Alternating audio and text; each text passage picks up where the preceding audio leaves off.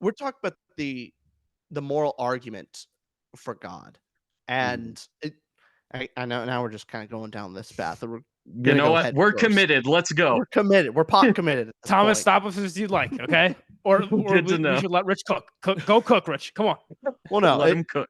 Thomas, how much did we keep you off track from the questions you had prepared? How Oh, bad is very. this? Oh, very. But But Thomas, yeah, I think we solved a lot of things today. yeah. I think We we've made solved a sure to lot. piss off both sides, make sure that everyone hates us and everyone disagrees. That's the best way to do things, right? Oh yeah, definitely. Like, what are you doing if you're not offending everyone nowadays? Because everybody's up in arms about everything, and it's like, guys, just chill out. Like, let's just read a book. Chill out.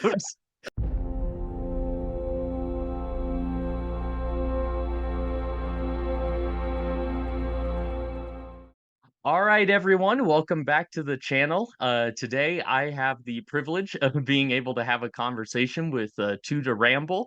They have a podcast here on YouTube in which they talk about books, movies, video games, primarily fantasy and sci-fi, which is obviously my wheelhouse as well. So I figured they would be very fun to collaborate with. Guys, thanks for coming on the channel. Thank you very much for inviting us, Thomas. Thank you, Thomas. This is so cool. We're ready to talk and keep it. Let's talk about everything. Let's do it. Let's do it. Yeah. Yeah. I've got a number of questions. I figured the best way to start, for maybe those in my audience who don't know who you guys are, maybe just say who you are and kind of what got you into starting this podcast on YouTube. Rich, who are you? Oh, Who the hell do you think you are? we're gonna go surface level, not answer that question, and answer the question of what role I serve. I serve the role as host slash co-host of the 2ToRamble podcast, where we talk about books, for the most part, fantasy, sci-fi. We sometimes break out into movies a little bit here and briefly touch on video games, but not as much. But we're mostly a book channel, and we ramble a lot. We don't stick to topics very well, so that's why we put it in our title of our channel. Our claim to fame is being pretentious, particular, and ridiculous. I think that's Yeah. those three words. And we review fantasy and sci-fi books. But Rich and I here, we've been doing it for over 2 years now. Yeah. And we just like to have fun with it. And we just finished recording an episode just now that was about the chosen one trope. So we dive into tropes and all that sort of stuff. And talk about fate and determinism, free will, so all that fun. stuff. Yeah. And sounds collabs pretty like this with deep. Thomas, where it sounds what creepy? Did you say? No. Sounds pretty deep. Oh, okay. Okay. Because creepy, that's a word Rich hears a lot when he's in public. So I was just but yeah, we just talk fantasy sci-fi, and we both want to write books one day as well. We have a rating system. We love to dive. We get really particular with books because we like to see what makes a story great, what we think about it. And it's really just what we think about it, because I think the one caveat with reviewers out there and reviewing books, it's such a personal thing that the best thing you could do, like Thomas, I'm sure for your audience, is they know what your kind of taste is. And that's the important thing. So the best thing we can do is get across what do we like, and then just our personalities that people either like or dislike, and that's what we're all about. Yeah, that's awesome. And I think I discovered your guys' channel last year. I can't tell you off the top of my head which specific video it was that popped up in my feed. But yeah, I started kind of getting into BookTube in that space. Funny enough, also about 2 years ago. In July, it will have been 2 years since I started my channel. And kind of what Awesome. Thank you. And funny enough, kind of I'm gonna do a video about this. What kicked that off was I actually unfortunately got laid off from my job at the time.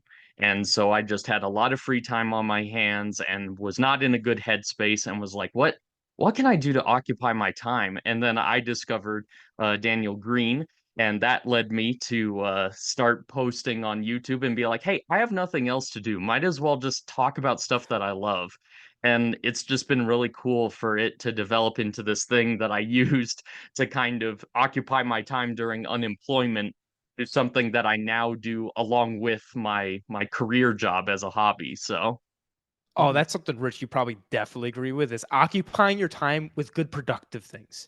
Oh yeah, that was a big part of it. Of our and when we started it, my job was not particularly my career. It was just a job, and feeling kind of aimless with what the hell am I going to do with my time? And this was definitely something to take my hobby of reading and make it somewhat productive. Of we're creating something out of my reading hobby, and it makes me feel more productive and made me feel better. Yeah. yeah. Yeah, certainly. It definitely feel like there's something more kind of innately satisfying about creating something, even if it's just a video, creating something and putting it out into the world versus, just sitting at home binge watching TV or playing a video game for hours and hours on end. Not that you can't do those things. I do those things occasionally, but there's something a little more, I don't know, you feel a little better about yourself, in my opinion, whenever you can say, like, put your stamp of approval on something and be like, I made that. I put that out into the world. Yeah. Human nature's innate desire to do things, like man's desire to patch rock into stone. Like, must do something with time, and then you just feel so defeated after going like, man, I haven't been doing anything. What's something I could make myself feel alive again? And Yeah. that. Oh, yeah, you had said something, Rich? Well, it's partly that, but I think for our unique position of talking about books and things, it's mainly because it's a discussion platform and we're doing videos of discussions, not necessarily purely creative art. Yeah. It's more like a video journal. I can now look back on, hey, what did I think about that at that time? Because everyone kind of forgets, like, what did you think about that book you read 3 years ago? I don't know. Like, I have general good feelings about it. I can now go back and take a look at what I felt about a book 2 years ago. And that's cool. pretty fun for me. Yeah, Thomas, have you seen benefits like that where you have an archive of yourself, or you get something community-wise? Why'd you start your channel other than the factor that you had nothing to do with your time? There had to be something else pushing you to go, why BookTube? Because you could have done a million things with your reading hobby. Why this one? Right, right.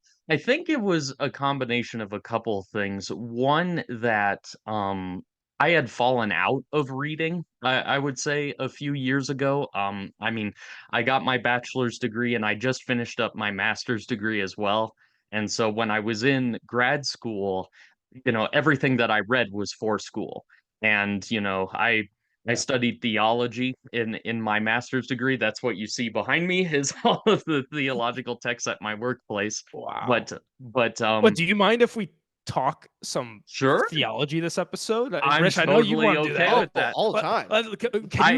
Can we get into a little of that? Can we poke your brain? Is that of okay? course, I'm fine with that. Because to let you guys Richard's know, posture straight and like, sorry, go ahead.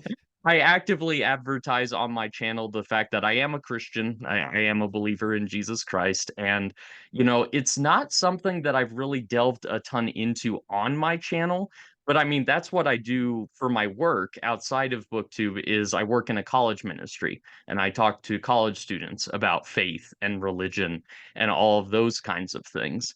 And I'm actually, funny enough, planning a video series on the theology of the Chronicles of Narnia because I grew up with those books, that's so cool. and they are obviously explicit Christian allegories.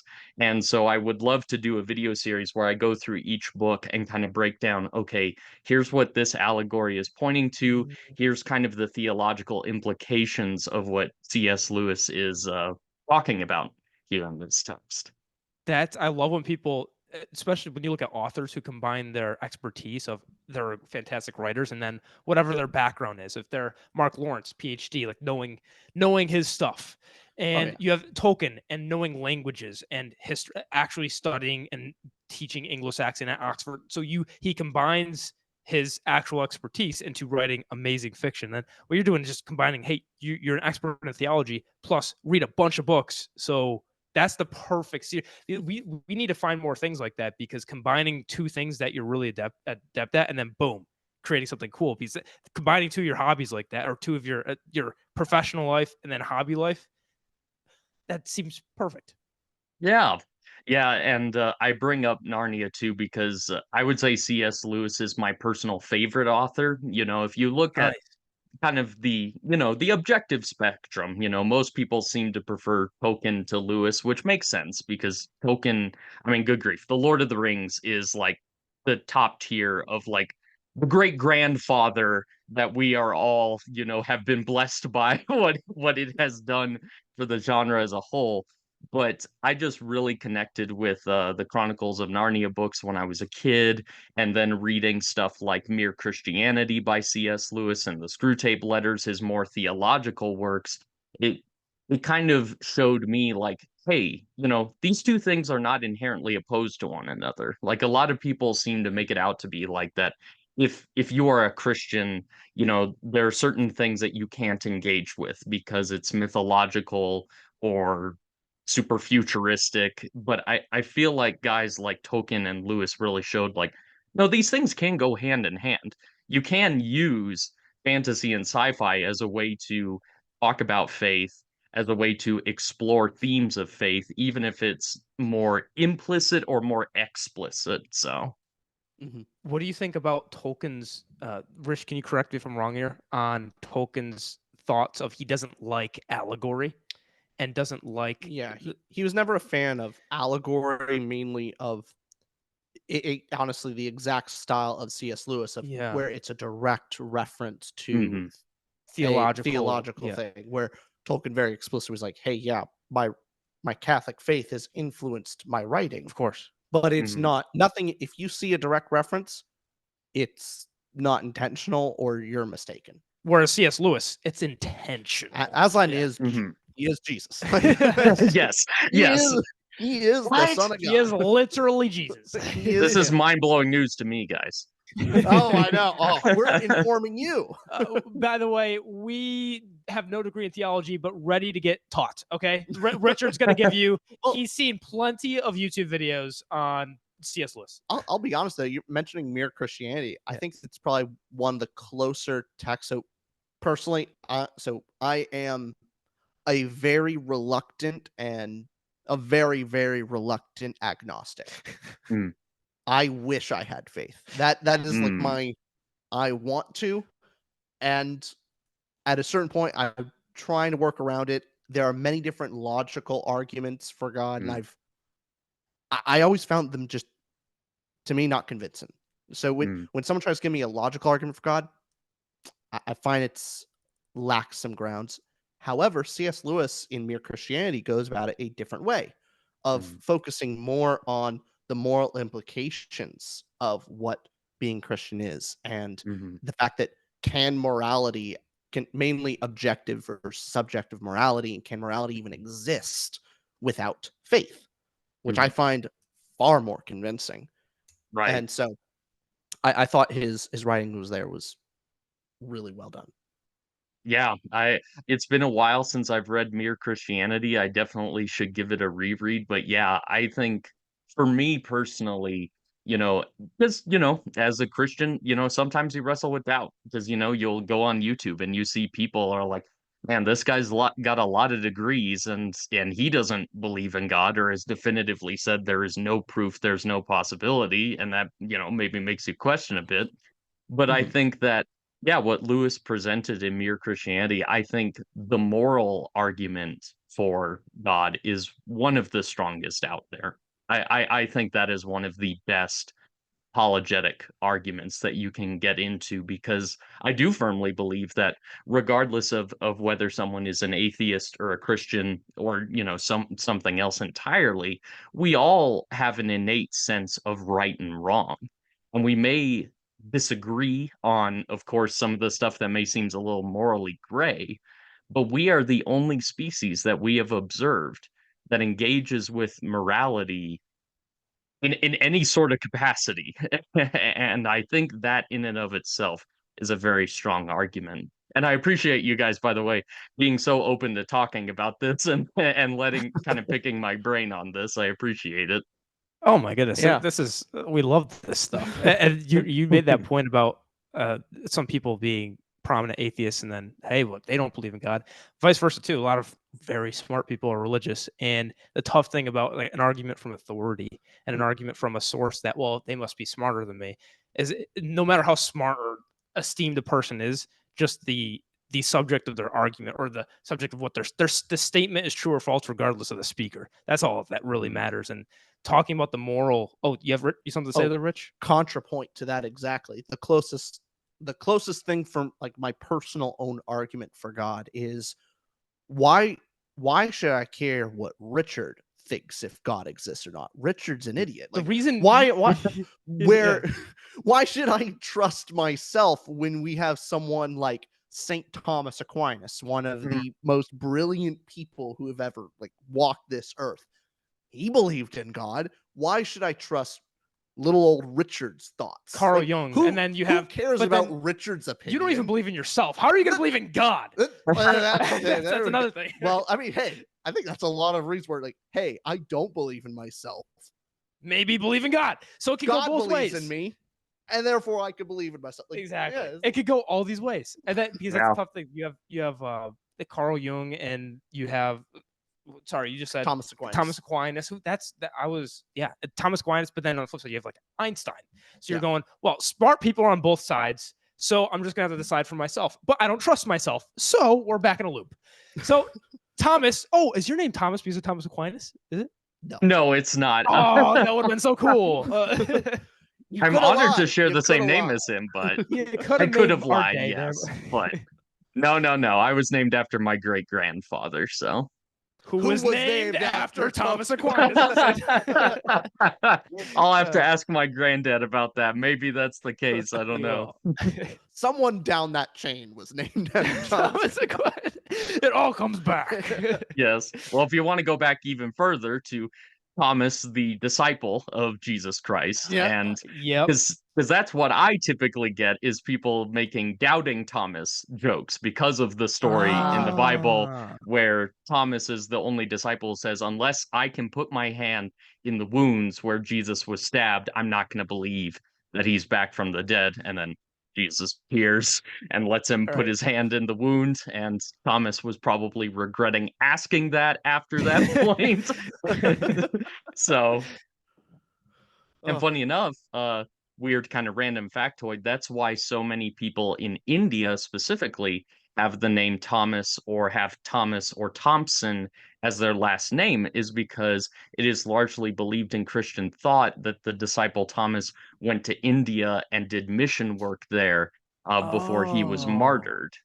Oh, interesting. I did not know that. I did not know that. Huh. Okay, we need to pick your brain because you got some knowledge we are very ignorant of. So, well, we're talking about the moral argument for God, and I know now we're just kind of going down this path.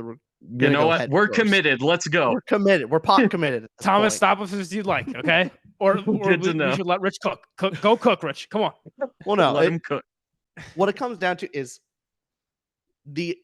I think there's kind of two camps of morality. There's either objective morality, which necessitates there being a higher power, or there is a subjective morality. Can I caveat that with one thing? Then you have your atheists like Sam Harris, who try to create objective morality with atheism as well. There's those subsects. I think he's flawed on that, but ultimately it comes down to morality is either made up by man and therefore is subjective. It's just if we are at the top of the hierarchy of morality, then we create it and it's subjective.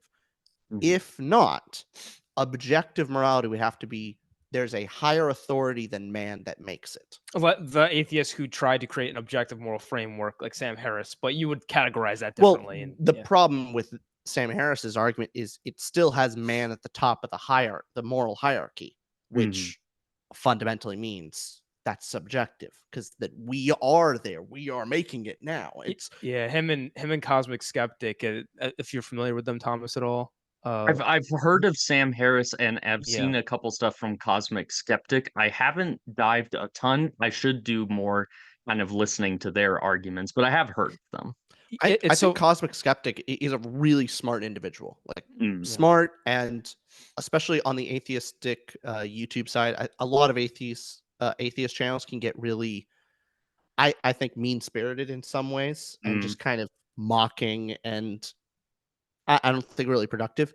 Cosmic Skeptic, on the other hand, is really polite, thoughtful, and The key with him, really and well good to mannered. know. yeah, the key with him and other people is that if you go in with the objective of the conversation and the goal of it to be more knowledgeable and being curious about knowledge rather than trying to win an argument, Mhm. that's the whole thing that differentiates an open listener versus someone who's trying to win.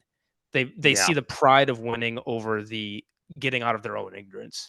Yeah, That's 'cause important thing to keep in mind, especially when we're talking about faith.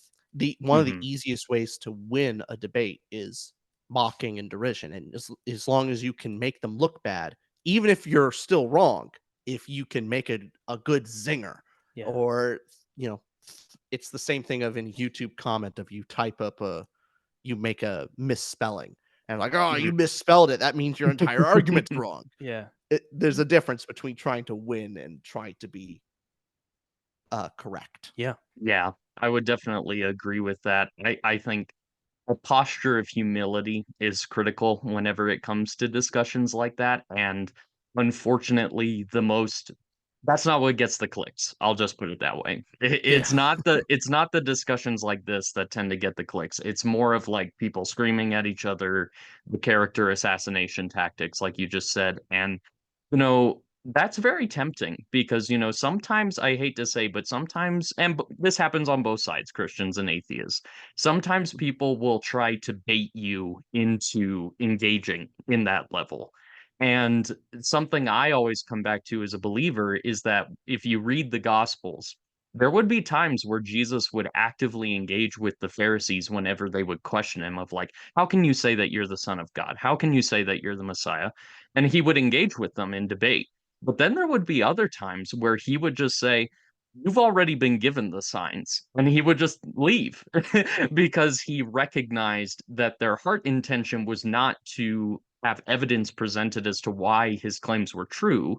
Their intention was to try to defame him or discredit him or to just make him look bad. It's that whole famous story, if you don't mind me preaching a little, it's that whole famous story from the Bible of like when the Pharisees came before Jesus and they said, well, are we supposed to pay taxes to Rome? Now, the purpose behind that question was they're like, haha, we got him. Because if he says, yes, you have to pay your taxes to Rome, then the Israelites are going to be mad because Rome is the occupying force. But if he says, no, you don't have to pay your taxes to Rome, then the Romans are going to be ticked because they're the ones in charge. But then what Jesus answers is, render unto Caesar what is Caesar's, and render unto God what is God's. He takes it from a debate about taxes and he makes it spiritual. And he says, yeah, pay your taxes, but more importantly, give your soul to God because that's what you owe him. And obviously, as a believer, that's the kind of attitude I want to embrace and am imperfect at. But I try my hardest to adopt that kind of attitude whenever I talk to people who are skeptical or even angry or very confrontational. Really, because you've been very off-putting this entire episode. So I have not gotten that at all. Is it all the books? Maybe I should have done this somewhere different. If your bookshelf is more pretentious than ours, and Richard's upset. So, just to clarify, I probably I don't see one fun-looking, colorful fantasy book. It's all theology and it's stupid. I just went into this office because it looks better, and the lighting in my other office was really bad. So yeah.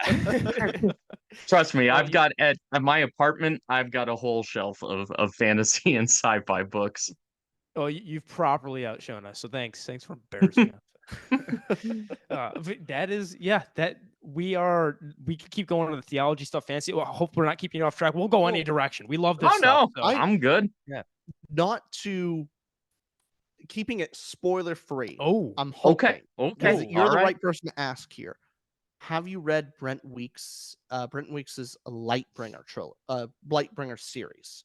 Man, so I actually listened to a bit of the first book on audio, and then I kind of fell off. I think really funny enough, there was just a one scene in it, again without spoiling in it. There was kind of don't a give me more anything.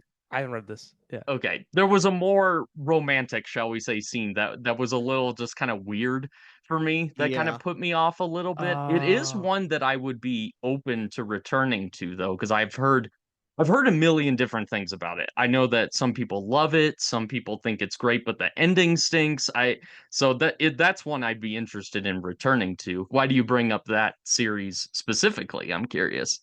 The ending, I think, touches more on it dives more into theology as a Hmm, answer to the series.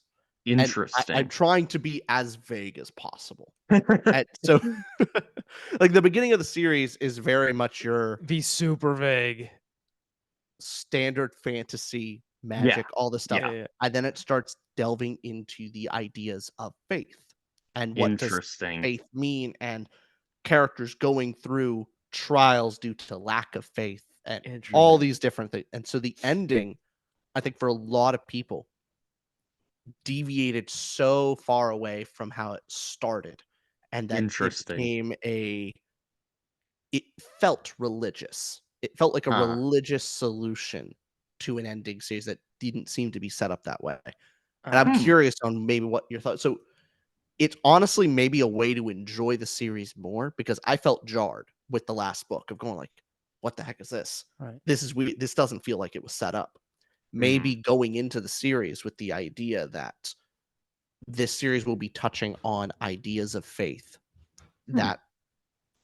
that is a fundamental part of the story. Maybe that ending will feel more deserved, or at least not as surprising. Huh. That But makes sense. if you haven't read it, then that's fine. Won't be able to talk about the ending anyway with stupid Austin here. You know, Hey, stupid Thomas didn't read it either.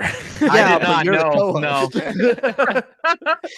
Okay, I'll have to revisit that one because yeah, I agree. You know, it's one of those things where people get all up in arms about like, oh, keep your religion out of my book, and it's like, okay, but if you go into just about any major space, it's really hard. Like any work of fiction to a certain degree is going to be a reflection of the author's worldview. It just Yeah, inherently is.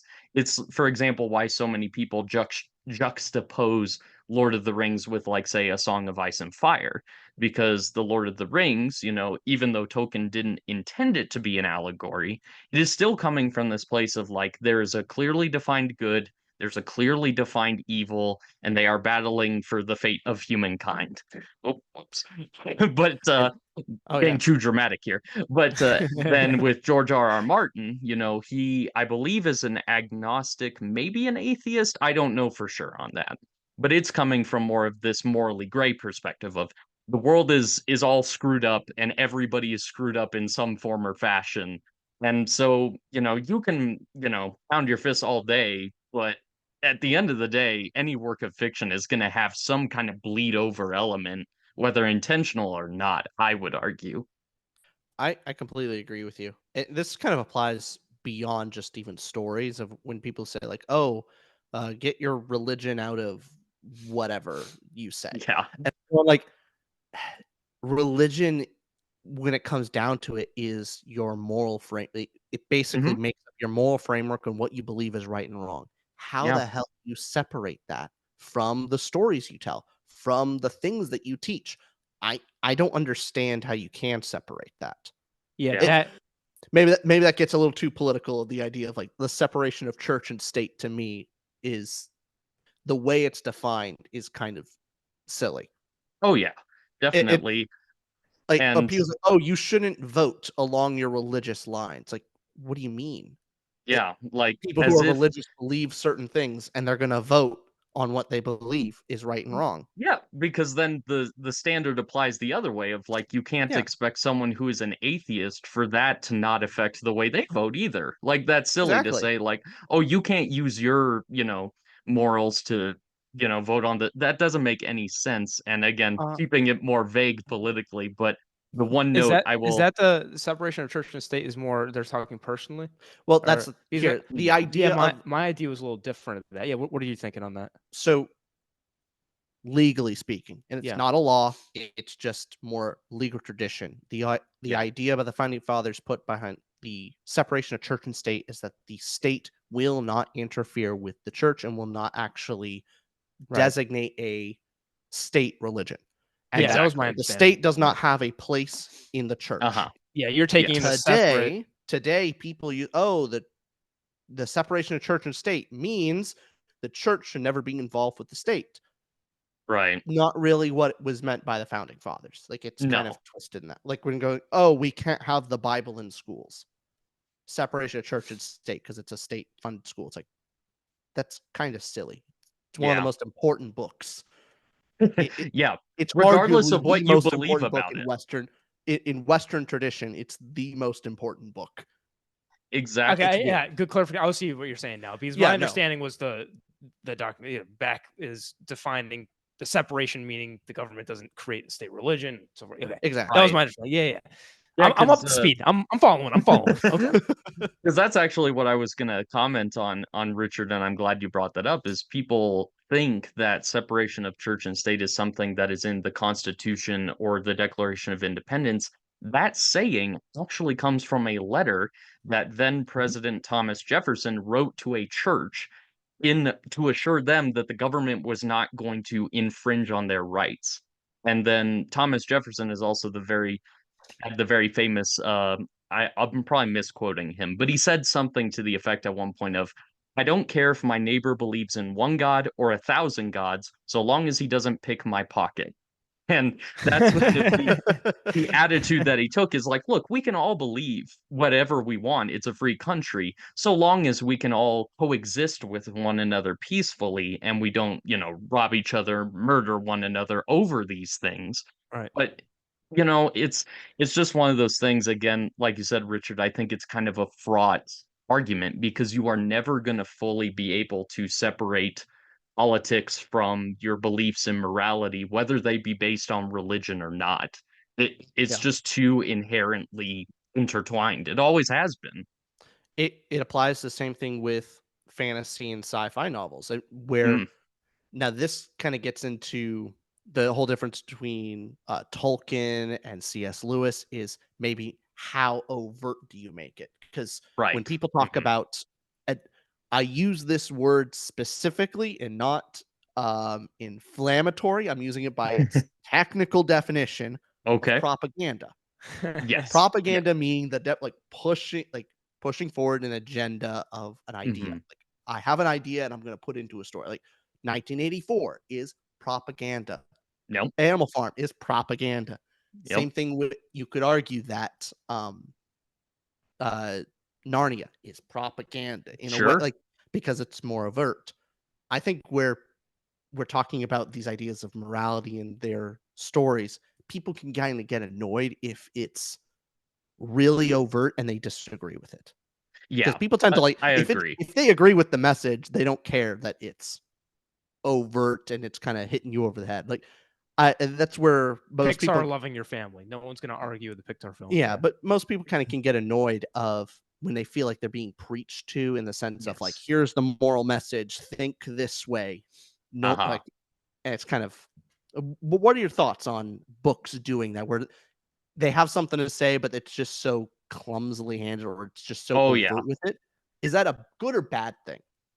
I think that, like you said, I think they're both positive and negative examples of it, because something like 1984, I think the brilliance of that book in particular is it is not tackling, I would argue at least, it's not tackling right-wing authoritarianism or left-wing authoritarianism.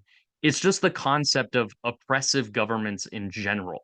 And so that's the reason it is endured and is used by both extreme ends of the political spectrum to accuse the other of being Orwellian, is because the themes are broad enough that you're like, this could apply to Stalin's Russia. This could apply to Hitler's Germany. This could apply to Mao's China. Some elements could apply today. Who knows? That's why it has our surveillance state. Yes, yeah. Hope the NSA isn't watching, but yeah, it's gonna get taken down now. Shit. But contrasting something like that with one of the reasons I couldn't get into Robert Heinlein's A Stranger in the Strange Land is because there are literal chapters in that book where the character just sits down and says, here's all the problems with the Bible. Here's all the problems with organized religion. And look, I mean, I'm used to reading stuff where I'm like, okay, I disagree with the author's worldview, but I can respect the writing style. I can respect the story. There are still things I like here.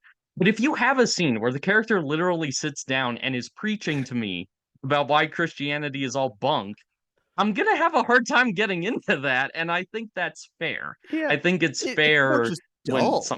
yeah, exactly. It's like I don't want to be lectured. Like you said, I don't want to be preached at.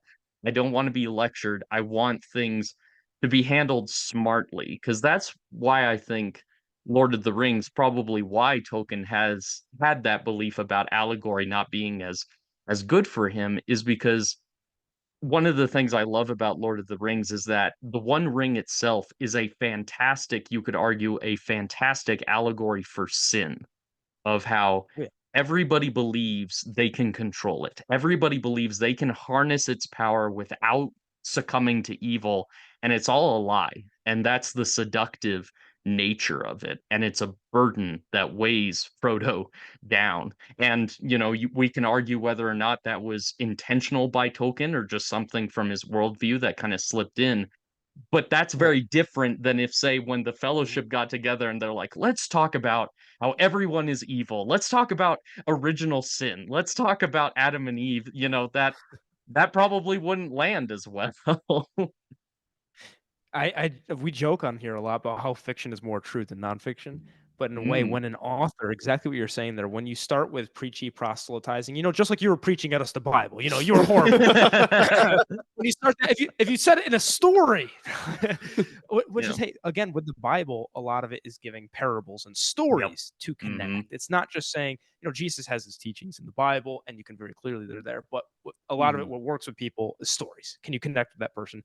And Terry Pratchett, avid atheist, wrote a book, Small Gods. And for Rich and I, as agnostics, and again, the reluctant agnostics of very open to faith, very open to thinking about this, not the opposite of antagonistic toward religion, and the opposite of, also very much understand agnostics. So we're there. So we're very much in this weird twilight zone. But with Small Gods, having an atheist author, Terry Pratchett, not spoiling this book. Have you read Small Gods before I give this little monologue? I have not. No, I've heard of Terry Pratchett. There's a lot I still need to get into, but I would highly recommend, especially because your theology, where not giving away this, but he is an atheist approaching this world where gods are given more power based on how many believers they have. And interesting. It tells a story that you would think could be preachy. And a worse author could have made it preachy. But because Terry Pratchett is Terry Pratchett, and he seeks the truth of the story rather than his own, yes, you are influenced by your own preconceived notions and your history and your environment. Everything influences you. But when you go in, just like a conversation how we talked about earlier, if you go in with being curious about knowledge rather than trying to win. So if you're an author, rather than trying to win and be like, listen to what I'm saying, and he goes for story first, he goes for learning. So lets the story develop how it naturally should. That's how you get a book like that. That's how you get a book like Lord of the Rings, where I don't think Tolkien was going in there going, believe in God right now. Yeah. I think Tolkien was going in there with telling a story that had a lot to do with temptation, about humans' ability and man's folly, and how none of us, even Frodo, fails in the end. Not even Frodo could beat temptation. He got the furthest. He's the only one that could have gotten there. I mean, failed. A worse author would make it so that, yes, God is that man cannot conquer sin. You need God's forgiveness and God's grace, which God saves the day at the end of Lord of the Rings. He's ultimately the one that he solves sin. He takes it away. Just like how Jesus absolves you of your sins. Right. But I mean, that's not an allegory. That's us reading more into what he intended. Yeah, because that's what's so good about it. Yeah. Sorry, Thomas. Exactly. If you're piggybacking off of what you said, Austin, I think it really depends on what your priority is as a storyteller. Is your priority, I want to tell a good story and weave these themes into it versus I want to say this, so therefore the characters will do this. I think there's a very big difference between how those two kind of approaches end up reading at the end of the day. That is my biggest problem with most Hollywood movies Yeah. coming out today. Mhm. It's very clear to me that the priority is a message and Yeah. a moral lesson that the writer wants us to know. Mhm. And then after that is, oh, well, let's come up with a story that will allow us to tell this message. Yeah. Instead of what everyone else has done before. Like, we've had plenty of movies and books that have great moral themes, Mhm. but they first tell a story. Yeah. And I will say this, there's a caveat here.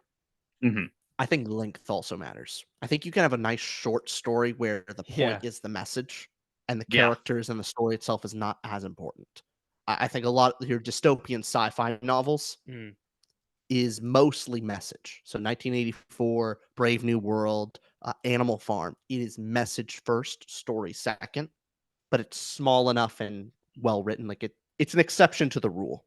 I would agree. I think that's also why things like Aesop's fables and the Grimm's brothers fairy tales and Jesus's parables have all endured. We still talk about the prodigal son is returned. Oh, we still talk about the grasshopper and the ants. We still talk about Hansel and Gretel because those are The message first Scorpion and the Frog, stories. my favorite. Yeah, but they are to the point, like you said, and there is something powerful, especially in a parable or a fable, going back to my faith, but with Jesus, when, it would be one thing if he said, God will love you and accept you no matter what, as long as you come back asking for forgiveness.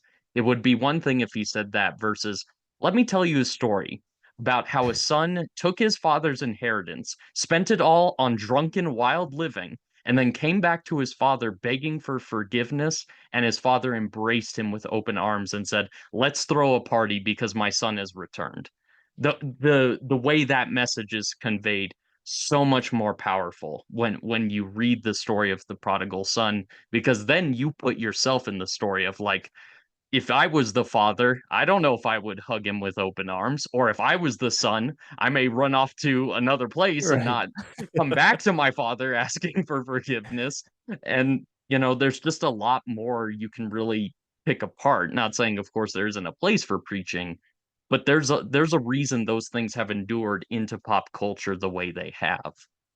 Mm-hmm. Yeah, absolutely. Yeah, no, there's way too many stories now. We're talking a little bit about like the length of it. Uh-huh. For me, it's real hard for me to sit down and watch a 2.5 hour long movie that's just preaching. Like if it was preaching but was a solid 30 minutes, like a little short. Yeah. Okay, cool. Yeah, I get the message. Interesting, cool, interesting way to put it out. 2.5 hours of them, a loose, weird story that's kind of Actually, semi-coherent. yeah. I don't. If you're gonna preach to me, keep it succinct. Yeah. I think that's my. Well, a lot of the main problem with preaching, I think why the shorter ones work is there's less room to screw up. Because if you start with message and you make your plot and characters fit that message, you will sometimes break the plot and characters and the believability of the world. Where Yeah. if the longer you have to stretch that out, the harder it is to keep consistent to your world you just created. Mhm. Because 1984 working for that message of, he went in with a message there, but it's also very easy to stick to that because he created a world with an oppressive government. He created a character that was down from this oppressive government. So Mhm. he always could stay consistent with that theme and message. But as soon as you have a message you want to get across, but you go outside the truth of the story, like Prodigal Son story, now we have, there was a third son that actually gets accepted because there's a Deus Ex Machina in a book about God, actually. Imagine that. The whole time. Man. I'll take curtain number 3. So you just have this, it defeats the message, it defeats the realization of the story. So something where the problem we probably have with stories that go preachy on you is the message so clearly was more important to you than telling the good story. And that's why you dislike it so much, because you took message that defeats not only your own message and the own story you're trying to tell, but now I just wasted my time. Yeah. So it's just the worst of all worlds. Whereas if you could start with a message, but keep it so that everything is so consistent, because a Pixar film, maybe a Pixar film starts with, hey, remember your loved ones, and love is a good thing. Like, remember your ancestors. Coco, the movie Coco. It's, first of all, there's also conversation about 99.99% of people are going to agree with that message. So when you have a non-controversial message, so much easier. That definitely helps. Definitely helps. Yeah. Whereas then you have one, here's my opinion on abortion in America. Right. Whoa. Okay. Exactly. I You're agree gonna with have you. you're gonna have a hard time A tough time getting that to 100% of the audience. Exactly. Yes. So if you have something where, like you were talking at the beginning, when we're talking about morality and religion, of if you know your goalposts of what's right, what's wrong, if you're a normal, rational human being who's not psychotic, that's a great message to have a family and love them, and that's great. And so here's the fun thing with great media is the more controversial the message, yes, the more you have to make it like secret. Like you have to weave it in better. You have to be subtle. You have to be more subtle with it, because then that's how you convince people. It's like just a great story, but also there's this message that makes me think a little bit more. Exactly that. But if it's a controversial message, you can't just be overt about it, because then they're not going to be focused on the story. They're not going to be focused on the message. Just precisely outright, like, you're telling me something I don't agree with. Screw you. I got to say something very personal to be Thomas. You mind if I monologue for a minute? No, right ahead. Rich, ignore Rich. But my two favorite movies of all time. I have so many favorites. I could go on a list. I love films. I love books. Okay. But my two favorites are The Lord of the Rings and Everything Ever All at Once. One has religious messages about fantasy and traditional in so many senses of the world, and Everything Ever All at Once is about God not existing and existentialism and the opposite of religion. And these are my two favorite films, and I think the thing that's in common with both of them, because I'm not going to get into what I think about abortion. Like, imagine we just go on all the political things, right? Yeah, we wouldn't do it on our channel. No. But we'll do it with Thomas. Yeah. But with those two films is what I think both of them do is they go and they know what they know what their preconceived notions are and what they think. They don't take away their own authors, their own message. They don't try to hide what they think. They tell a story based on their own personal experience that comes across authentically and connects with me in different ways completely. Well, and they both work because they are fantastic stories. And then you can debate about the message of them. Well, here's the thing. Certainly. There are layers of messages, but the top layer message, the one that's most overt in both of them, are the least controversial message. So in Everything Everywhere All at Once, there's existentialism. That's there. But what's on top is family, like love between a mother and a daughter.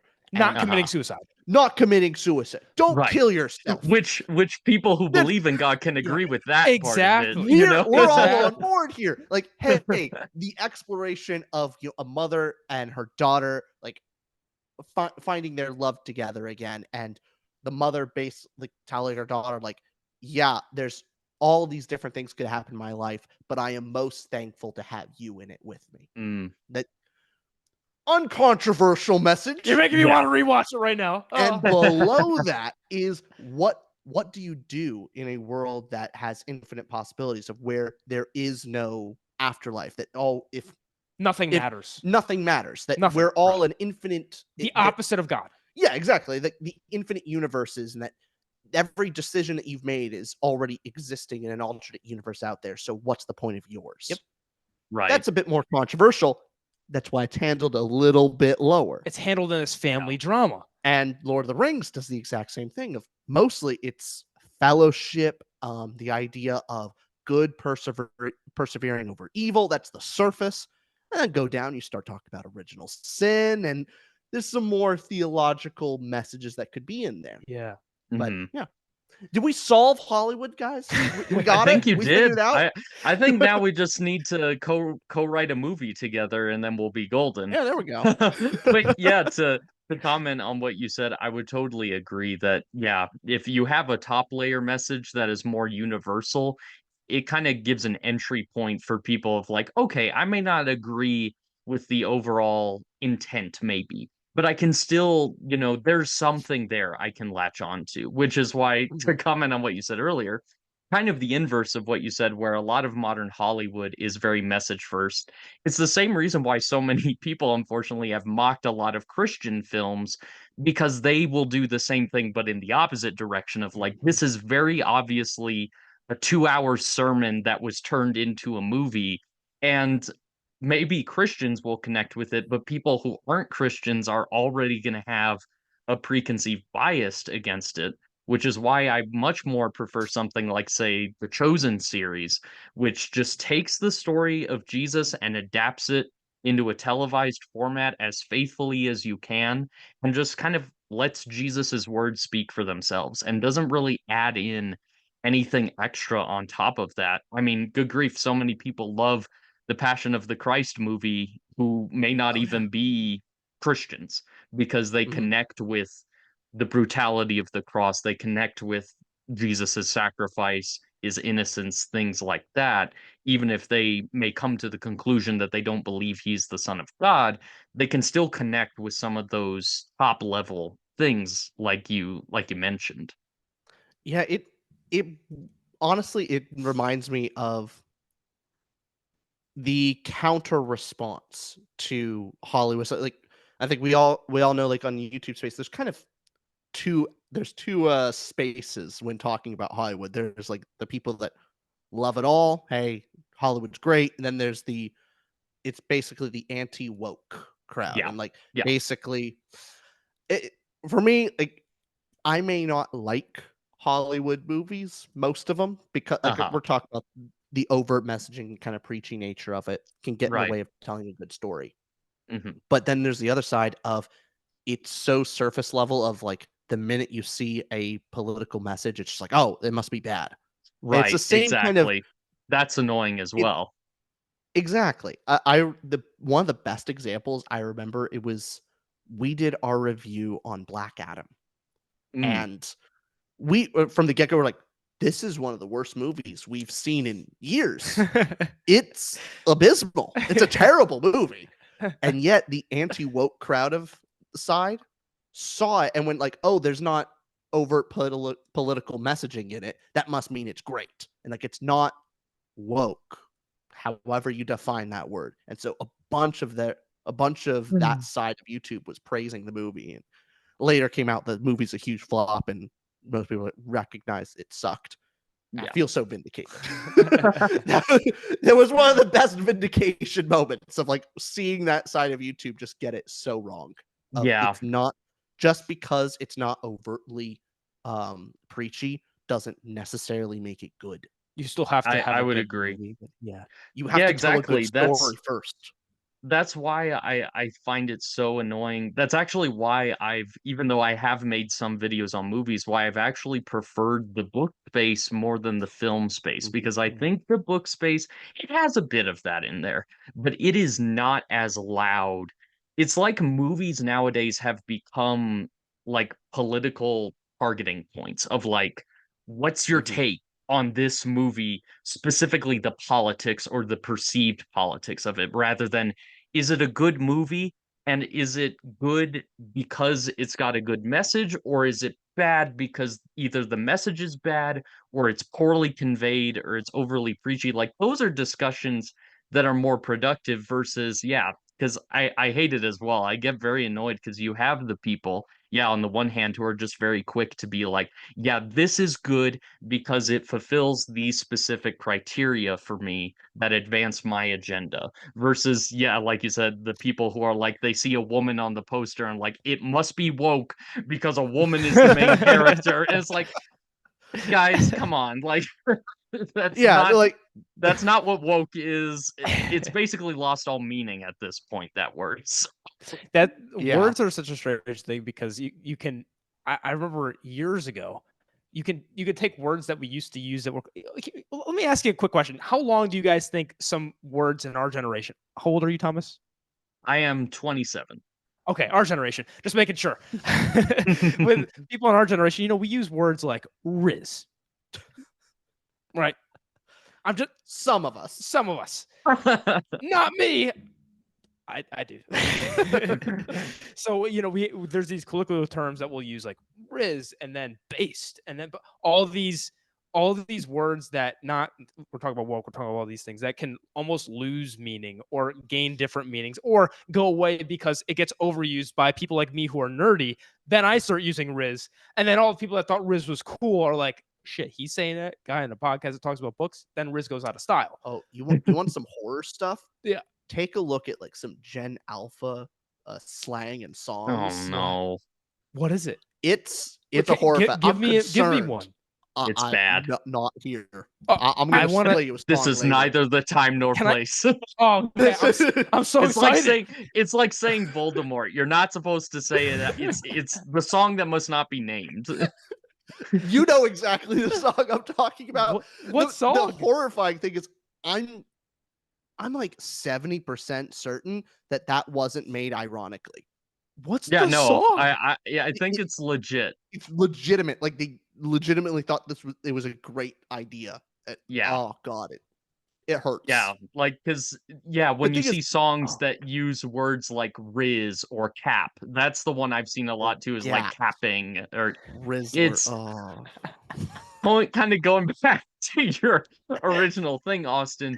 It's interesting to see culturally how some words change over time or kind of go in waves. Like, I'm trying to think of a good example. I can't think of a specific off the top of my head, but like, for example, all of this 80s nostalgia that has been happening a lot. With that, we have seen kind of the increase of a lot of terms that were very common in the 80s, but then kind of fell out of favor, but now are starting to creep back into the culture because all of this 80s retro nostalgia sort of stuff. So it is interesting to see what things stick around versus what things kind of come in waves. And if I had to guess, with stuff like Riz or Cap, it's probably not going to endure for the long term.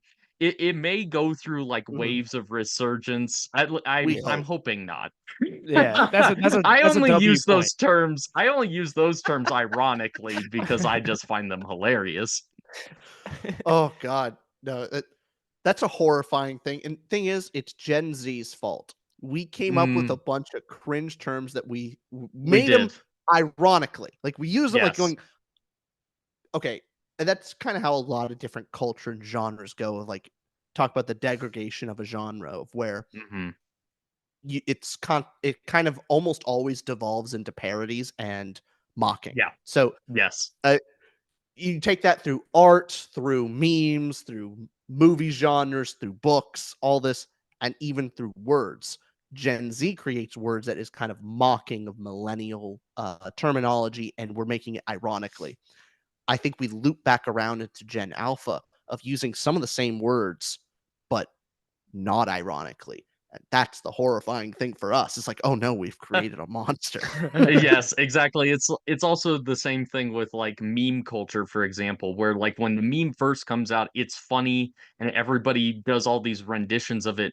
But then like when you see Hollywood put memes in their movies, it's like, okay, the meme is dead now. Like right when you see your mom on Facebook post it.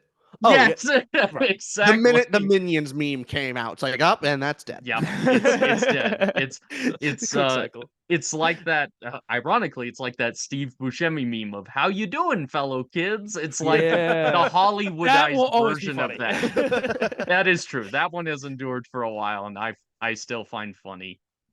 Stories sorry to cut you off, Thomas, but no, go right ahead. On this, like, stories are a huge part of having. How much staying power do they have? Because you could have these fads of I'm gonna guess. I already know Twilight didn't stick around too long. It was a big fad. Twilight will come for this generation and then go away. But then you have what actually sticks, what actually defines a generation. You'll look back on that impacted Harry Potter. Harry Potter have staying power. Impacted a generation. It absolutely had, and it will stay. But you can kind of tell just based on how things are taken, just like the meme culture we're talking about, then broaden that up to stories. Like, Thomas, what do you think? Do you think how important is staying power? I think staying power is so interesting with stories because especially with books in particular, I'll use Dune as an example. Like Dune was so impactful when it came out back in the 60s, everything from Star Wars to all these other sci-fi things were inspired by it. But now that the movies have come out, it's like had this resurgence of like I'm seeing Muad'Dib and Lisan al-Gaib in my Twitter feed. Like I feel like people who read Dune back in the 70s would never have imagined it had the mainstream kind of cultural influence it's Yeah. had now. And so it is interesting, yeah, because I do agree. I think a truly great story will have that staying power of it'll go through these evolutions and Right. iterations. I mean, heck, I'm listening to an audiobook right now about the history of Batman, about how the character has evolved from when it was created in the 30s all the way to today and is still present in our culture through all these different iterations through the generations. That's amazing. I think I actually listened to that book. Maybe it was the psychology and history of Batman. I think I've read it a Okay. long time Yeah, the ago. one I'm listening to is called, I think it's called The Caped Crusade is the name Oh, of the okay. title. Different book. Okay. Yeah. Wow. There's probably lots You of see how books. Batman has staying power, doing this resurgence. Yeah. And I hope Lisan al-Gaib has staying power. I think it does. So Thomas made a good point. Lisan al-Gaib. It's so good. He says he's not the Lisan al-Gaib. That He's makes the him the Lisan Lisan al-Gaib. It's so Such a good. great moment. Oh, it's so fun. Thomas, Thomas, I think we solved a lot of things today. Yeah. I think We we've made solved sure a to lot. piss off both sides, make sure that everyone hates us and everyone disagrees. That's the best way to do things, right? Oh yeah, definitely. Like, what are you doing if you're not offending everyone nowadays? Because everybody's up in arms about everything, and it's like, guys, just chill out. Like, let's just read a book and chill out. Thomas, can I ask? That's my favorite. That's one of my favorite like Bill Burr jokes of him, like just he was on some late night show. He's like, no. The goal is to offend everyone in the Yes. room. That's why you say something like, man, Trump is so bad, he may actually get me to vote for a woman. I was thinking of that exact same quote. No one Just offend everyone in the room. No one's on your side. Exactly. Thomas, how much did we keep you off track from the questions you had prepared? How bad?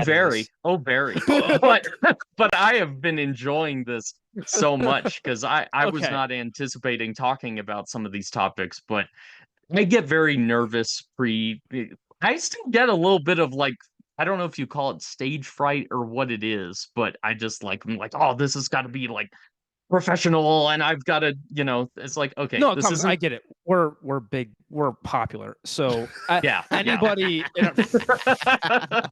I hope you know, like within 1 minute we are like after the first couple minutes he was like, wait, I'm better than that. Why do I Wait a minute? The nerves went away. I got my master's degree. Like I've actually read intellectual books. Like these kids. Like yeah, no, it's fine.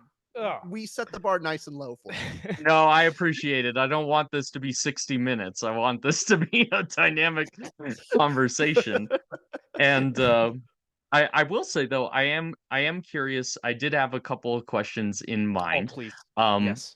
First off, kind of getting into movies a bit.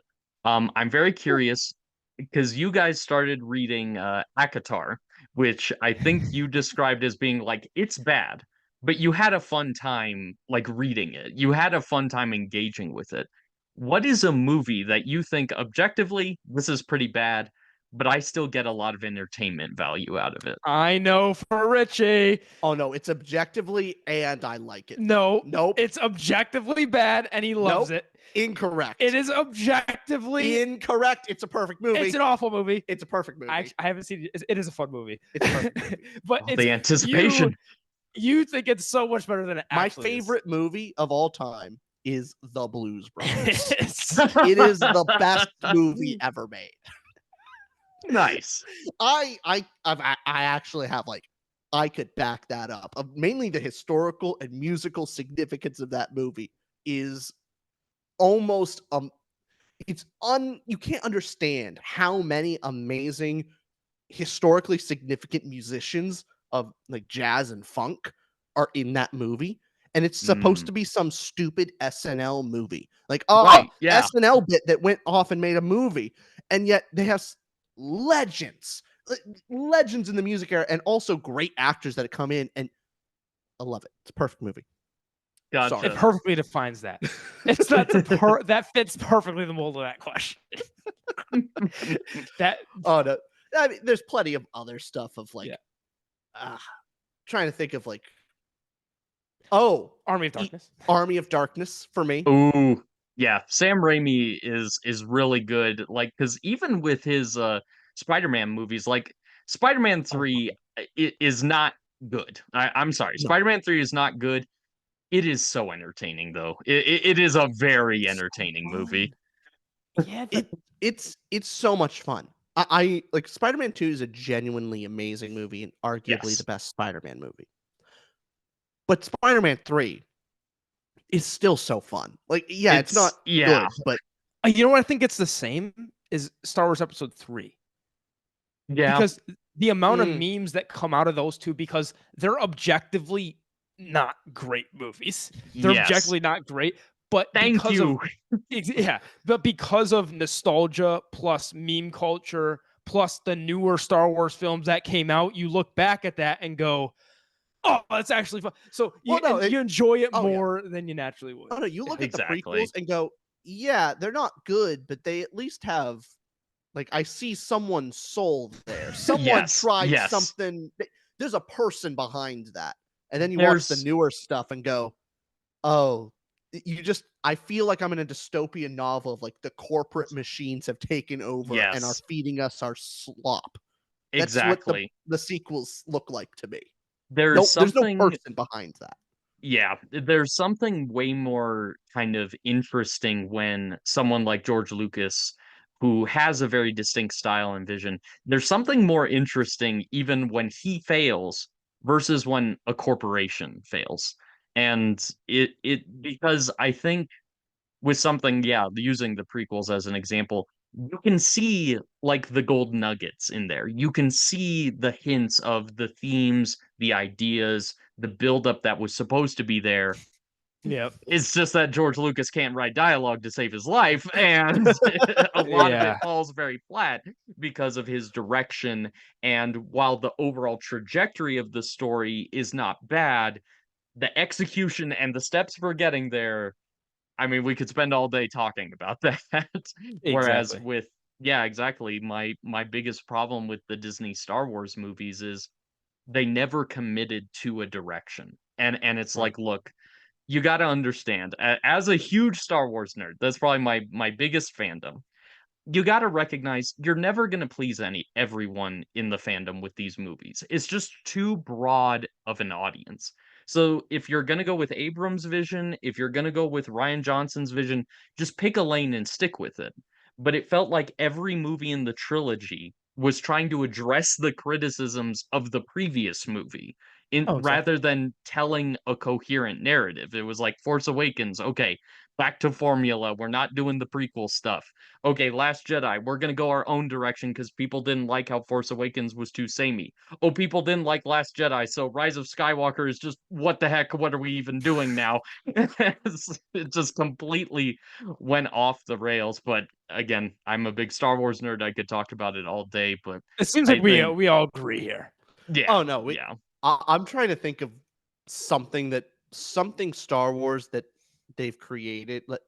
Almost everything out of Disney Star Wars is almost unwatchable for me at this point. I know there's some caveat. We haven't seen Bad Batch. I heard Andor. was pretty good. We haven't seen Andor. Andor, I would highly recommend Andor. We've heard great things. That definitely feels like they let Tony Gilroy have his vision for what he wanted the show to be and just let him go with it. And I think what makes Andor so unique in the whole Disney Star Wars catalog is is probably that and Last Jedi, though Last Jedi has some issues, of course.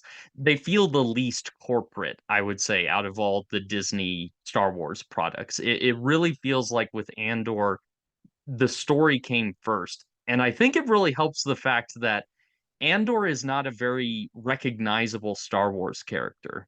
And so you didn't have all these other writers breathing down their neck of like, okay, well, you got to have Darth Vader in here. Or you got to have Obi-Wan in here. Or you got to have reference to Yoda and Luke. Kenobi was so bad. Kenobi's one of the worst shows I've ever seen in my entire life. I hated that with passion. It was awful. It was there was some of the bad. worst writing.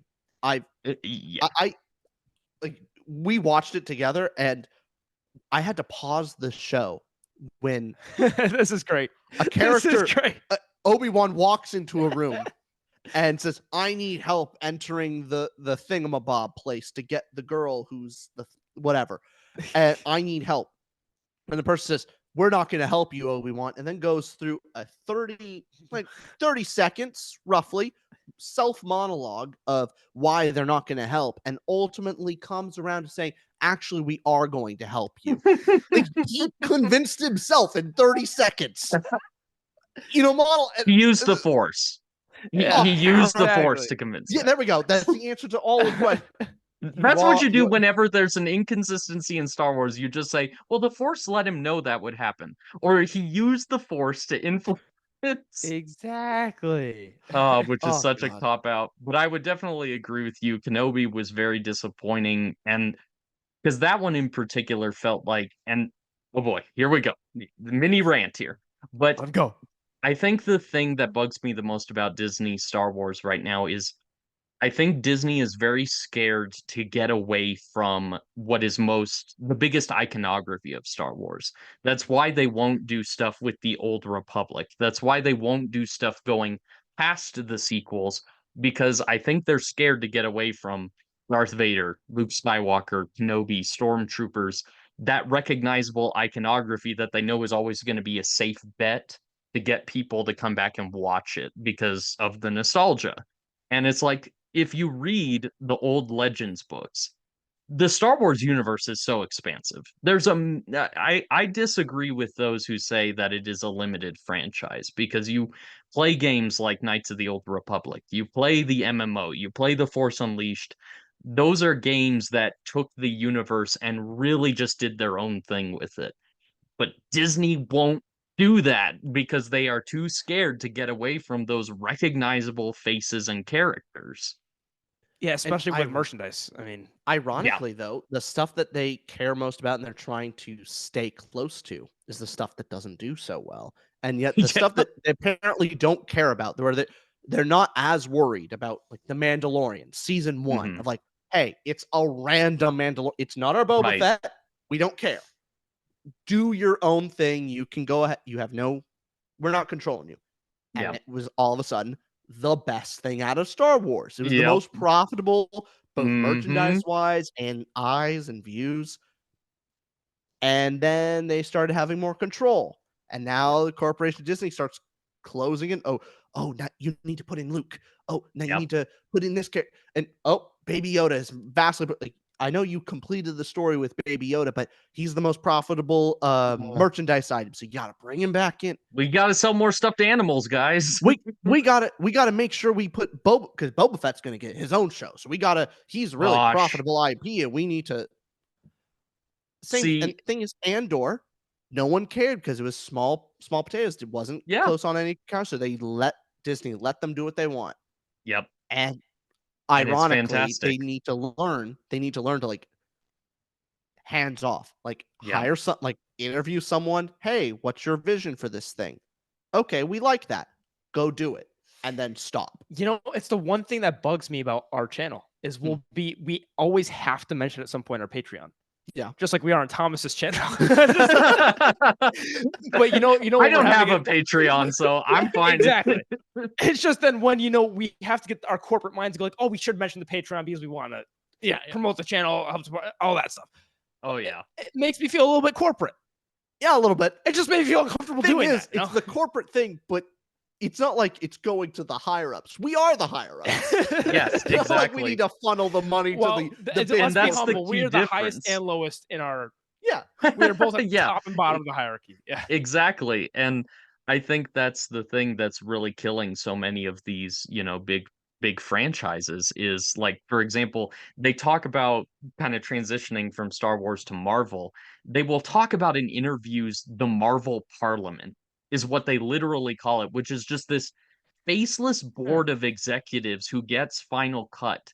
They actually said recently the actress who played America Chavez in Multiverse of Madness, I he hate that said movie.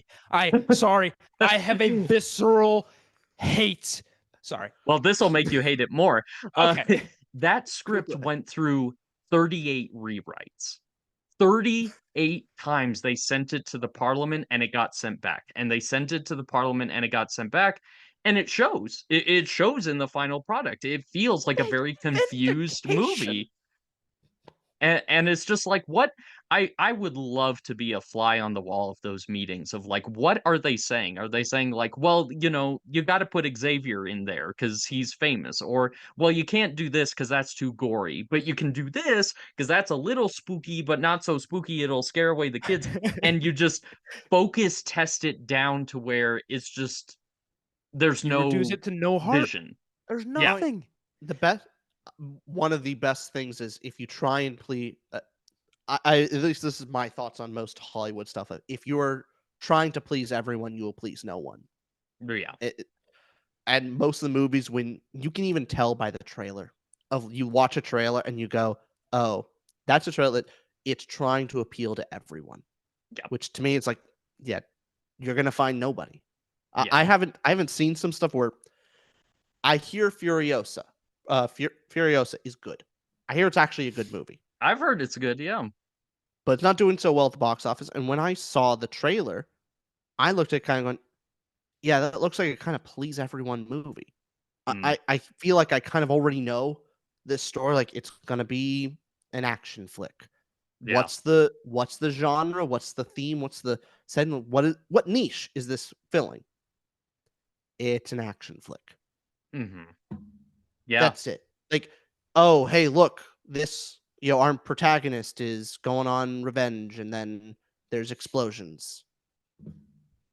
I don't know. I'm not like super Yeah. motivated to go see it. It doesn't seem like it's going to be interesting. Oh, you don't feel like it's Yeah. targeted. It's at not an targeted. audience. It very least Okay. didn't target me. Yeah. Contrast this with something like The Northman, where that's a niched movie. Like like you watch that trailer, it is targeting an audience. It's not going to please everyone. It's not a movie for everybody. And you don't like the movie a lot, but like you got to admit, they at least went after an audience, and I think the people that liked it, that niche liked it. Yeah. Yeah. And I you kind of have think to do that's I think that applies to any genre of fiction. Yeah, I think it is so because it's so incredibly rare to get like say the original Star Wars or the original Lord of the Rings where they just hit lightning in the bottle and parents love it, kids love it, teenagers love it, and it just hits that broad general demographic. It's more common that you get like I'll give an example is like I showed my girlfriend the movie RoboCop because I really like that movie. I think it's a really solid action movie. She didn't like it because it was too gory, it was too dystopian, it was a little too much for her. But I think RoboCop and Alien and stuff like that are a good example of they are not very broad appeal movies because they're rated R, because they are very gory, very violent, but they just take that audience and are like, hey, we know these guys like guns and explosions and robots fighting each other, and we're just going to do a movie about that as best as we possibly can. And that's why that movie has had so much staying power and why the 2014 remake, I think, failed is because they took an R-rated film and they tried to make it PG-13. They tried to cast in a way that would appeal to a broader demographic and then you kind of lose the identity of what made it special to begin with. I don't know if you guys have seen RoboCop, but I've just used that as an example. I've seen both movies, and you're completely right. We just rewatched Alien. I think it was 3 days ago. Not even. Oh, nice. Yeah, movie. fantastic movie. That one holds up so well also because that one is interesting because it breaks so many horror conventions that, you know, like so many horror movies nowadays, like it's all jump scares.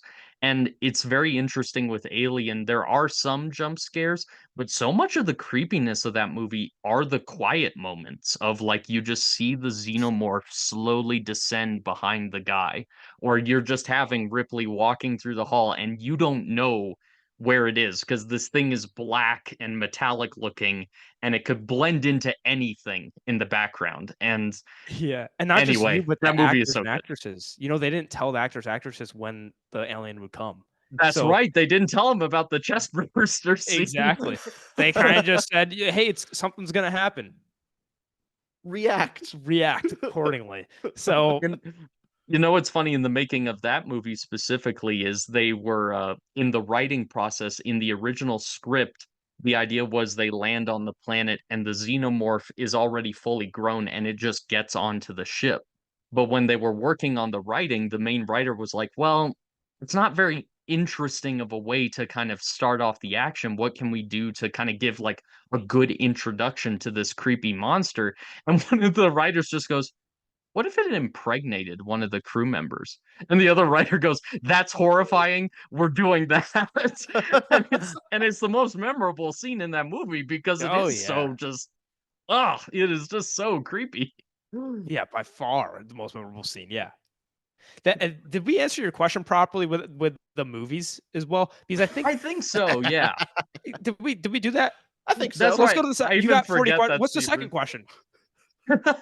yeah. I kind of wanted to push this just to say, can I say one thing that Rich Of is going to course. agree with me on? I kind of want to reverse the question and go a movie that everybody hates, or not hates, that is just underrated and everybody overlooks. Ooh, yes. This Thomas, is do you have one? perfect. Because Rich and I have the same Yes. one.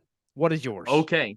So a movie that I think gets slept on a ton is the Disney movie The Rocketeer.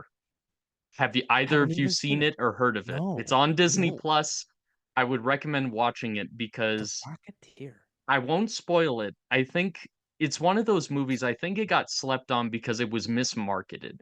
It was trying to Disney was really trying to push it as a family film, when in Right. reality, it's more akin to like an Indiana Jones or even a Captain America type adventure movie. It's rated PG, but I wouldn't call it a family movie. It's more of an action adventure movie, but it's just really good script. If you know your history about the 30s and 40s, really fun references, and it just really fits into the vein of that pulpy Indiana Jones-esque adventure. I think the problem was it was just mismarketed and it came out in the same year as Terminator 2. And when you're doing sci-fi action, you're not going to beat Terminator 2. It was just very unfortunate timing. So The Rocketeer is definitely, I would say, an underrated gem. Well, okay, Rocketeer. We'll have to watch it, and that's a Disney Marvel. Oh, Plus? sorry, Disney Plus. It's on Yep, Disney Plus. it's on Disney Plus. It was made, I think, in 1991 or 1992, which is another Okay. thing that makes it interesting, is it's kind of superhero movie, sort of, but it came Mm, out, of course, before the big boom of the MCU, Sam Raimi, Spider-Man, Mhm. all that stuff. So it's kind of interesting to go back to it. It's very kind of grounded, low stakes, small scale. that's But what they do with it is just it's just a very fun movie and very easy to yeah. watch. 2 hours on the dot, very quick pacing. Yeah, I could talk about The Rocketeer all day, but what would you guys Great. say is a very underrated movie for You know what you I'm talking about? guys? Recent one, Kinda. You know what I'm talking about? I think. We're gonna say What's the first letter of the first? T What's the second? R. Oh yeah. Okay. It's Triangle of Triangle of Sadness. Sadness. Yeah. Oh, You- Triangle of Sadness. I had seen that because I listened to a lot of movie podcasts and I had heard a lot of people put it on their like top movies of what year did that come out? Was that 23. It was for the Oscars of 23, so 22. Okay, gotcha. So I saw lot of people put it on their best of the year list. I hadn't seen that one yet. So I'll have to Yeah. check that one out. It's It's one. got It's like a one of those 7. films that it was one of it. Both sides saw something, and where the right side of the aisle says, "Oh, it's just a communist, rich. like eat the rich film, and then the left Gotcha. side's going, hey, it's not even a eat the rich film, it's a weird thing on meritocracy or something like that. Like it kind of pleased no one, because ultimately it's a movie about hierarchy and different types of hierarchy in different settings. And like, you take the same group of people and put them in different situations. And in one situation, the hierarchy is one way. You put them in a different environment, and now the hierarchy has shifted and changed. How does that look? How do people deal with that? That's the movie. Interesting. Okay. It's really interesting. It's a really cool idea. Not to mention beautifully shot. Amazing. Oh yeah. Amazing sound. The acting is incredible. It's such a well-rounded movie. And Ruben Östlund is the director's name. It was, I think, his first English film that he did.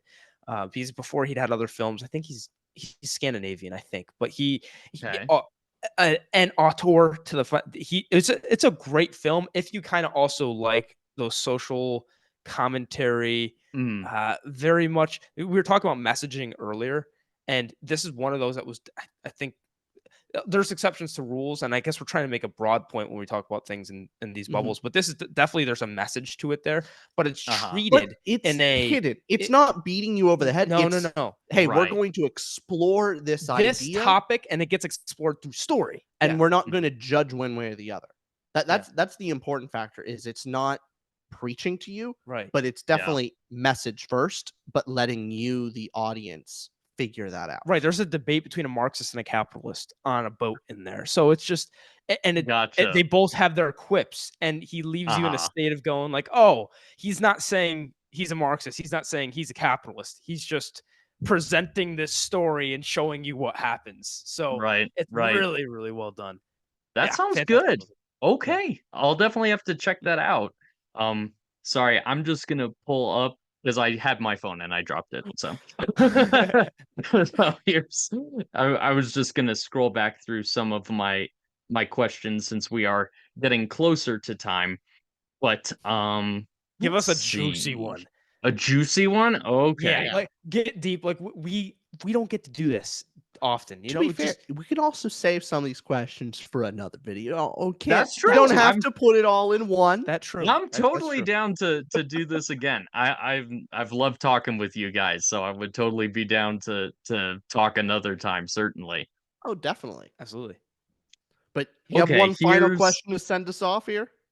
Let's see. We're going to probably talk for another 30 minutes on this one. Right, exactly. Let's see. Oh my God, that's a really... I just realized it's been an hour and a half. Yeah, no, it's been a while. It's funny. I thought I was going to struggle to get us to an hour, and we have just been going off here, which is awesome. All right. Here I think is a pretty juicy one. What do you think is your most controversial video, and why is that? Videos and podcasts, or does that include our shorts? Ooh. Podcast is harder. Shorts is easy because it's mainly... shorts is easier. Yeah. I'm going to go with podcast because it's harder. Okay. And because I think that one, you can get into more of like, because people will sometimes with shorts take things out of context. And we actually had our first 1-star review on Apple Pods the other day. Oh, yeah. Did you see that? Which one was it? Oh, what did they mention?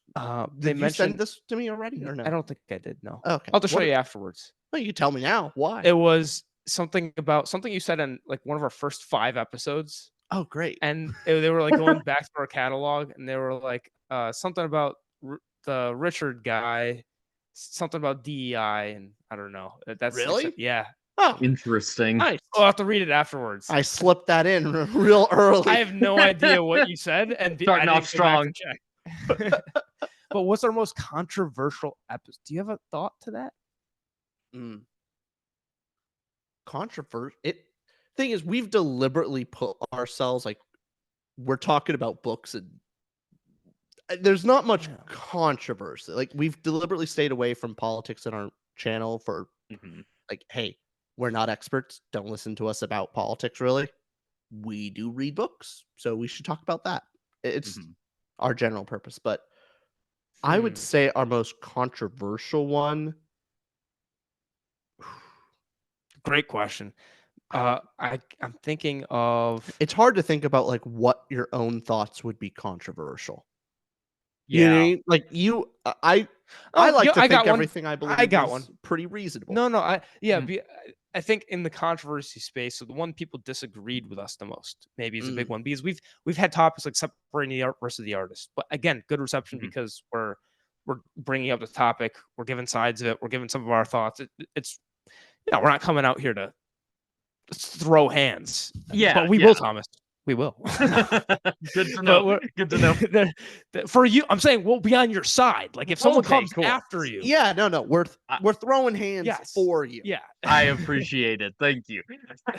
So we've got some where we get more into topics like that. I think one of our book reviews people disagree with the most because Rich and I agreed that it was bad, but Iron Gold, the fourth book of the Red Rising series, we think is much worse than the general person does. So most of it was us both agreeing that it was bad, and then a lot of people saying they either really liked it or thought it was even better, but we did not like it. And so that's the biggest gap. Is usually with our book reviews, like let's say it's Red Rising. Typically, if I really love it and Rich just kind of liked it, the people that are clicking on that video like Red Rising typically. And then so when they're watching Golden Sun video and I'm like giving it 10s out of 10s, they're like, yeah, Austin. But then when it's Wheel of Time stuff, I don't like it. He likes it. They're clicking on it going, yeah, Rich. So it's a lot of those, but there's always someone they could team up with. But the Iron Gold episode, we both didn't like and everybody liked. So the controversial aspect of just like, wow, it's great. What are you guys talking about? Gotcha. Recent controversy. It's not controversy, but recent like weirdness is we did a review on Nicholas Ames' Kings of the Wild, and we like it well enough, but we weren't amazed. Like we think it's like the thumbnail is literally Austin's face pointing to the book saying it's mid. I saw that thumbnail, and you know what my first thought was? That is accurate. Thank you. But Nicholas Ames tweeted at us and saying, hey, we love he said he loved listening to our podcast on it. I thought it was really so like we may be interviewing him at some points. Like that's an awkward situation to be in. That's a great situation. It's great, but it's awkward. See, to me, that speaks to the fact of somebody who's very humble as a creative. If they can look at someone who said like, yeah, this book was all right, and they're like, hey, they're promoting my book. Funny enough, the same thing kind of happened to me. I did a video, I think it was my second video on my channel, was over Christopher Paolini's sci-fi book To Sleep in a Sea of Stars. And I gave it 3 stars out of 5. I basically said my thoughts were, it was all right, but I had some pretty big problems with it. And then he retweeted my review, and it got all these way more attention than it would have. And he also retweeted my Fractal Noise review, which is his second sci-fi book in that series. And so, again, to me, that just speaks to someone who's very humble as an author of like, look, these people are giving me free publicity, even if it's not, 5-star, this is the greatest book I've ever read. I love that people are engaging with my work. And I think that's really cool that Nicholas Eames did that for you guys. Yeah, no, it's really cool and definitely speaks to his character. Oh, absolutely. As an author. I'd like to think we make it as authors one day. Like seriously, any review. The fact that someone reviews your book, like I would see that as an author. Okay, let me preface this by saying, especially indie authors, because authors that just want somebody to review it. It's such a good thing to try to put eyes on something that's lesser known. So the fact that he's already a big author and did that shows even more like he doesn't need to do that.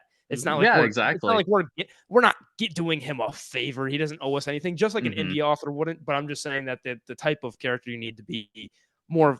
He doesn't need us in any regard, and still does that. It says a lot. So I really like that.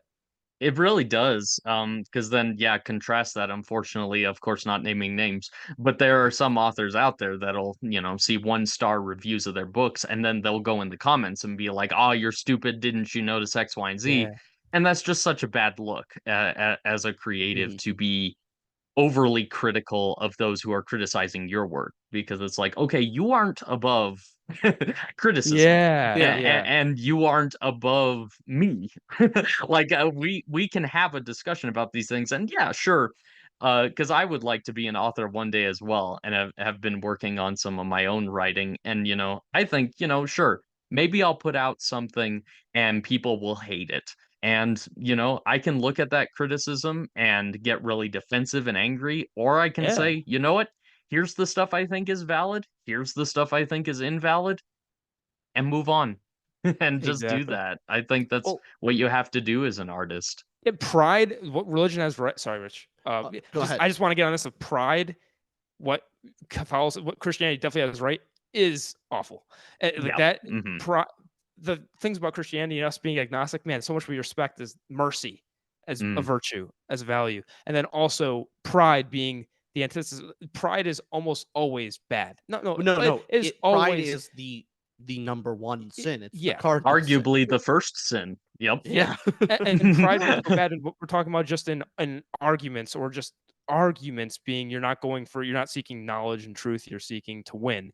Or in this sense of you have such a high ego that you're not willing to even take criticism of anything. But just if you get in the way of yourself, that is I just want to make the point. We talked about religion a lot. Little nugget there. It's a very important.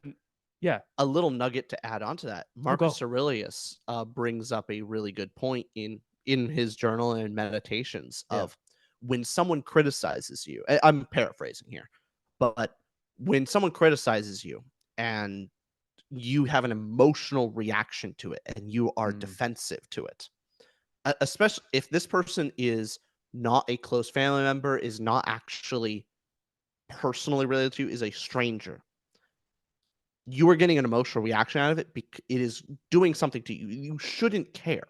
A stranger tells you something, you shouldn't value their opinion really much at all. The fact that you means there's some type of insecurity. Often means that there's a nugget of truth in what they're telling you, and that you are afraid of confronting that.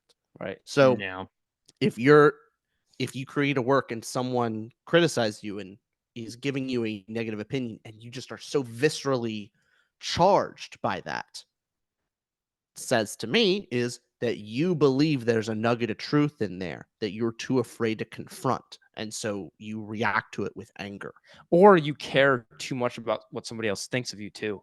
Because let's say what can be very bad is if you see a comment online. Hey, we're online right now, and someone says something about you negatively about your character. And if you take that very seriously, sometimes it means maybe you don't, like, let's say someone goes, oh, you're XYZ, you're this, and you're not that, but it hurts you that someone else thinks that of you. So it also is it's also a thing of how much do you value the people that are close around you. Because like Thomas at the beginning of this episode, if you said like, hey, you guys suck, it's like, it's fine, we just got to know him. After the whole conversation, you said that was miserable, you guys suck. That's going to hurt us more than if you hadn't talked to us, because we know there's more of a connection. Like, okay, we had a whole conversation with Thomas. So now that should be more important than Thomas we met 2 hours ago. So that's a bit of that too, that value proposition, because sometimes people online could just get hyper value people who don't know them. And just because we're social creatures and souls, I am sorry, not to diminish us, not to be reductionist. I have to be appeasing of both opinions here. Okay, so we're social animals. So we our environment around us. So we do value this because it's a flight or fight thing. If someone doesn't think highly of us, if we're getting all these messages going bad, we want to go, oh no, that's not good. I need to be with my tribe. I need to be safe. All these red flares happen. Yeah. Anyways, 2ToRamble here. We ramble. I don't know. We talked about everything this episode. Yeah, we've really hit it all, and I think it was a good way to kind of tie it back to the intro. There's a Bible verse, I can't remember the reference off the top of my head, unfortunately. Need to get better at that. But where Paul is writing in one of his letters, and he says, "Am I now seeking to please men or to please God? If I were seeking to please men, I would not be a servant of Christ." And it just kind of lays it flat out right there of like, look, you can't be a people pleaser and a follower of God, because inherently you following the morals that God has set forward is going to put you in contradiction and conflict with certain groups of people. And that you just kind of have to take that in stride. And it applies to life in general. Like, yeah, like we talked about, if you try to make art to please everyone, you're going to please no one. And if you try to live your online persona in such a way to please everyone, you're going to please no one. And that's one of the things really appreciate about you guys, is that you are very clearly, very authentically yourselves. You're upfront and honest about your opinions, but also very conversational and non-confrontational about it. And I think I wish you all the best success with your podcast, because I've really enjoyed listening to you guys, and it's been really cool to see your subscriber count jump up so much these past couple of years. And yeah, really hope we can do something like this again sometime. Thanks so much. And Thank you just so much, remember, Thomas. our subscriber count is so much larger than yours. So you being nervous makes sense, Thomas. I appreciate it. I'm trying to mix between the asshole and the nice guy. You know, I'm trying to get. I'm getting a new pole into the podcasting. I'm trying to get that overinflated pride and ego. Yeah. No, well, you need to be knocked out a peg or two. Yeah, exactly. And the only way to do that is to, give yourself a bit of pride, so that way the world and God will knock you down a few. It will. Oh, yeah. Damn right. Thomas, thank you. Seriously, thank you for everything. Yeah. And This was a really fun conversation. Super So fun. Yeah, And the same fact here. that you have that theology background, if you'd like to come on our pod sometime, we can come up with ideas. I 'Cause would this love be- to do that. I would love, Yeah. maybe that would be a good follow-up. I would love to come on your guys's, and yeah, if you want to pick my brain about theology or about how fantasy and sci-fi, like how can you do that as a Christian or whatever, I would totally be down to honestly, come on for that. a whole video talking about, like, I remember from my childhood the fierce battle between Christians and Harry Potter, and how so Ooh. much Yeah. it wasn't even like this a small group of Christians. Yeah. It seems like No. all of them were like, "Oh, you're not like one of my best friends when I was growing up wouldn't like his mom said you're not allowed to read Harry Potter." Title: Why do Christians hate Harry Potter? There we go. Boom. You're on. There we go. Boom. We got the video topic. We're Nuts. good. Perfect. Then, of course, people may look at the thumbnail and assume I'm one of the people who hates Harry Potter because I'm a Christian. That's how we see. That's the called clickbait. That's how we get them some- in. Yes. Exactly. You've got to be tempted by the views. Perfect. It all comes back to Lord of the Rings. Ah. All right, guys. Well, this has been a lot of fun, and yeah, definitely would love to collaborate again sometime. All right. Thomas, cheers.